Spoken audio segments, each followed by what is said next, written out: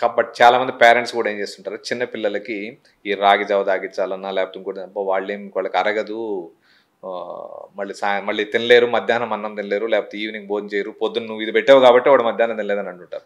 So పిల్లలకి కూడా like ఎలా అదే మధ్యాహ్నం అన్నం తినకపోతే వద్దులే, మళ్ళీ ఆకలి అయినప్పుడు అడుగుతాడు, అప్పుడు పెట్టండి, వెంటనే హాస్పిటల్కి కూడా తీసుకెళ్తారు ఆకలి అవ్వట్లేదని.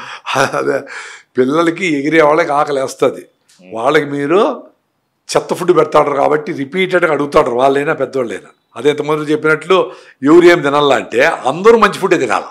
ఇంట్లో అందరూ రాగి జావ తాగల్లా, ఇంట్లో అందరూ జొన్న రొట్టె తినాలా, ఇంట్లో అందరూ నువ్వుల లడ్డూలు, పల్లి లడ్డూలు, కొబ్బరి లడ్డూలు తినాలా, ఇంట్లో అందరూ సీతాఫలంకాయలు తినాలా, ఇంట్లో అందరూ గుగ్గిళ్ళు తినాలా. గుళ్ళో పెడతారు కదా గుగ్గిళ్ళు, బఠానీలు, శనగలు, అలసందలు, ఉలవలు, పెసులు ఏదో ఒకటి చేసి బాగా ఉడకబెట్టి చాట్లాగా చేసి నిమ్మకాయ పిండి బాగా అట్లా పెడితే తిరగమాత వేస్తే సూపర్గా ఉంటుంది.